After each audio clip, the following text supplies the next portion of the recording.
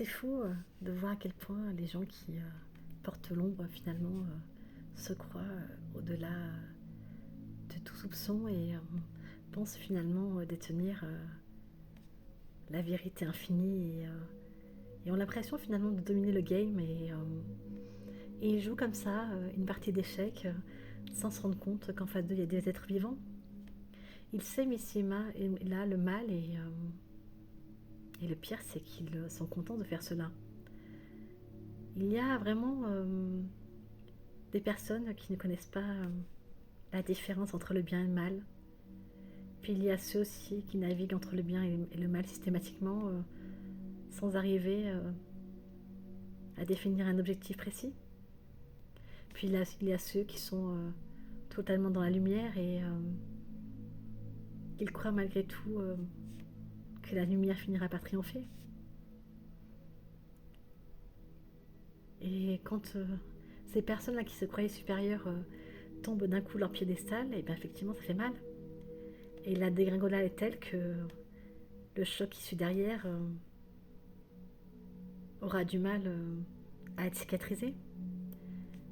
Et d'un coup, leur trône s'efface et autour d'eux, il n'y a plus que des ruines, un paysage désertique et l'illusion qu'ils avaient créée à l'intérieur d'eux s'écroule totalement et leur côté narcissique explose en plein vol et ils se rendent compte finalement que la vie ce n'est pas vivre en écrasant les autres, en les soumettant à leur propre autorité ou en jouant des sentiments et en instaurant ici et là le mal, concrètement.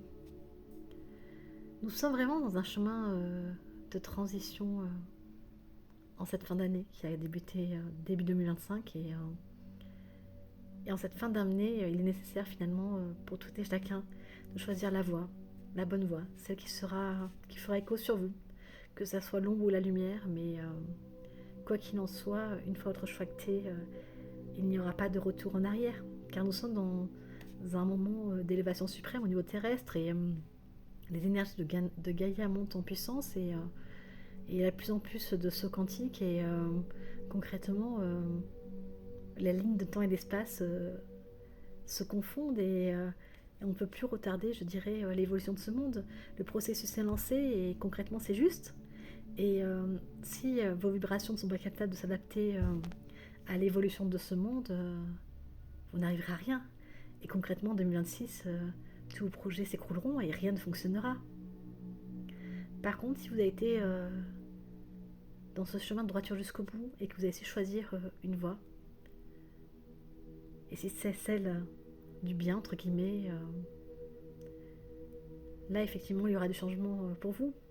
Et aussi pour ceux qui ont navigué toute leur vie entre l'ombre et la lumière et qui ont décidé en fait que ça suffisait, mais qui décident vraiment de se consacrer entièrement à la lumière et non plus à l'obscurité. Là, effectivement, un pardon de l'univers sera accordé, mais ce choix-là, finalement, est inéluctable. Et si vous êtes encore en transition et que cette décision n'est pas actée, vous allez être poussé jusqu'à cette fin d'année 2025